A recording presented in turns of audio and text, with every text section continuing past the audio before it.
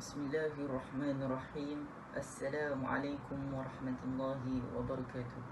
اسمي أحمد عزيزي بن مزدان.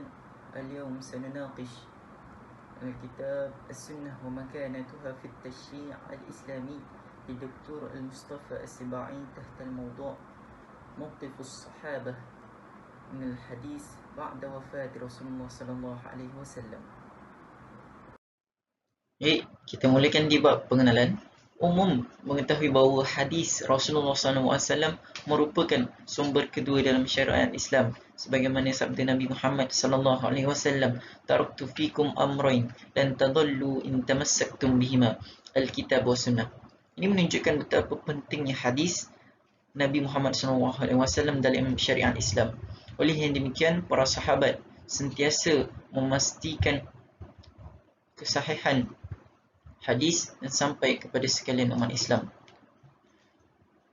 Rasulullah mewasiatkan kepada para sahabat untuk menyampaikan hadis kepada sekalian umat Islam supaya mereka dapat menjadikan panduan dalam kehidupan seharian. Umat Islam yang mempelajari hadis dan mengamatinya dengan teliti dan amanah, pasti mereka akan menyedari peranan, kepentingan dan juga kedudukan sahabat terhadap hadis. Sebelum itu, siapakah sahabat yang dibincangkan kita pada hari ini?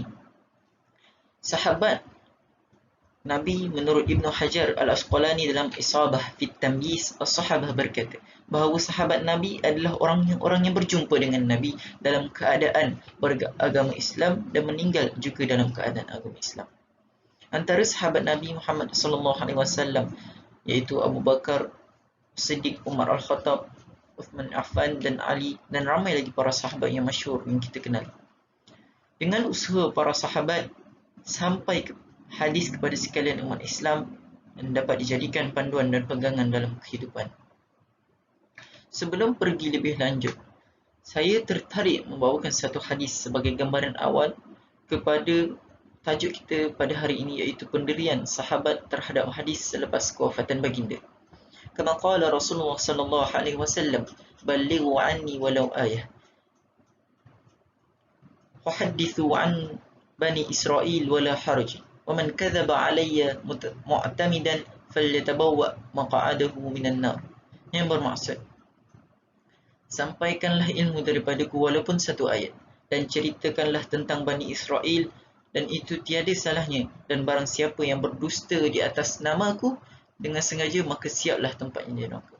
Maka di sini menunjukkan pendirian sahabat dalam memelihara hadis daripada berlakunya pemisangan hadis dan penipuan.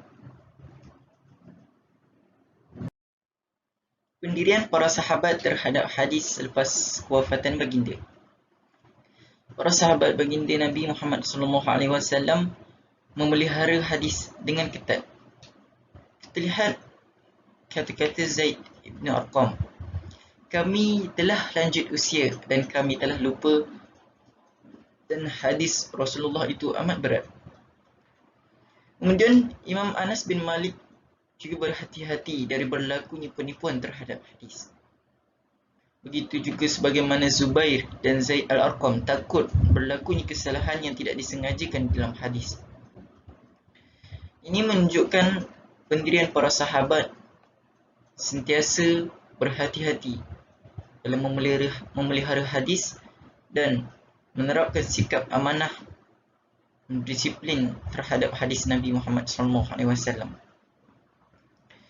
Kemudian mereka meriwayatkan hadis ke atas lafaznya dan wajahnya seperti mana yang didengari dari Rasulullah SAW. Daripada penyataan berikut, kita dapat gambarkan betapa kuatnya ingatan para sahabat pada ketika itu dan amanah mereka demi menjaga kesahihan sesuatu hadis. Berikut juga merupakan bukti usaha mereka dalam menjaga agama Allah. Selain itu, terlihat pula pada pendirian para Sayyidina Umar.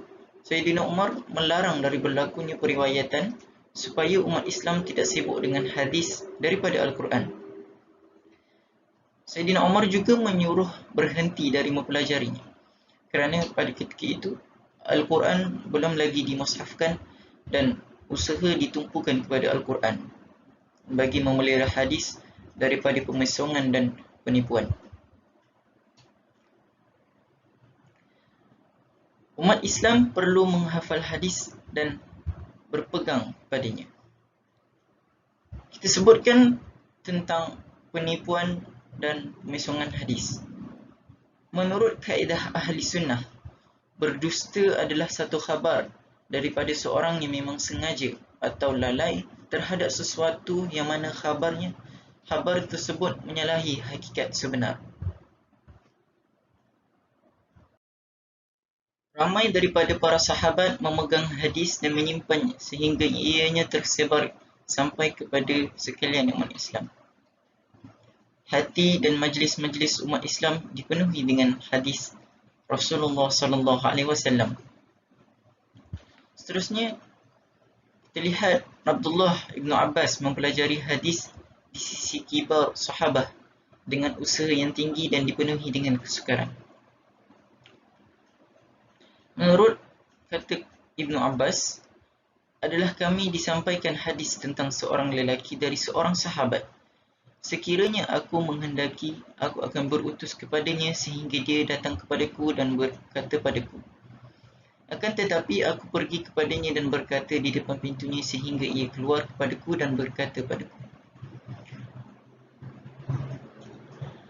Ini menunjukkan jalan periwayatan hadis dan kesukaran para sahabat untuk mendapatkan sesuatu hadis. Maka begitulah jalan periwayatan hadis yang disempurnakan oleh usaha-usaha para sahabat. Ketika Bashir Ibn Ka'ab datang kepada Ibnu Abbas dan Ibnu Abbas berkata, "Ud li hadithin kaza wa kaza." Fa'adalah. Yang maksudnya, kembalikan hadis demikian sedemikian. Maka kembalikanlah ia. Ini menunjukkan bahawa mereka amanah. Mereka akan meriwayatkan hadis begitu juga sebagaimana mereka dengar daripada seorang demi seorang.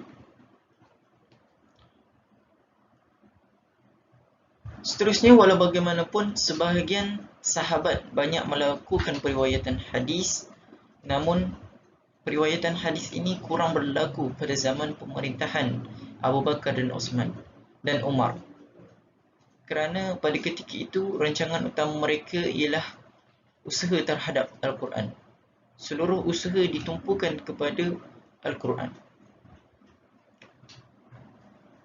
Kata Abu Hurairah, "Adakah engkau berkata sebegitu? Sekiranya aku berkata begitu, sudah tentu Umar memukulku dengan bola."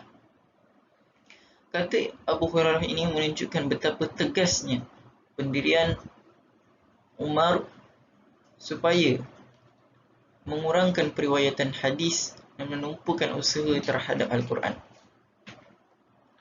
Umar juga ada menahan 3 orang sahabat kerana melakukan periwayatan hadis, namun perkara ini hanya masyhur dari golongan mutaraddid. Umar juga menyatakan syarat dengan membawa saksi dalam menerima kebenaran dan kesahihan hadis. Kita sudah pun berada di akhir perbincangan iaitu di bab kesimpulan. Dapat disimpulkan di sini bahawa sahabat sentiasa memelihara hadis syarif Nabi Muhammad sallallahu alaihi wasallam. Pendirian Sayyidina Umar melarang periwayatan hadis ketika itu sebagai langkah berhati-hati bagi mengelakkan dari pemisongan dalam hadis dan penipuan. Kita dapat lihat di sini betapa besarnya pengharaman berdusta di atas nama Nabi Muhammad sallallahu alaihi wasallam, dan ia merupakan perkara yang begitu kecil dan termasuk di dalam dosa besar. Sebagaimana hadis yang saya bincangkan di awal pembentangan tadi, qala Nabi Muhammad sallallahu alaihi wasallam, "Man kadzaba alayya muta'ammidan falyatabawwa maq'adahu minan nar."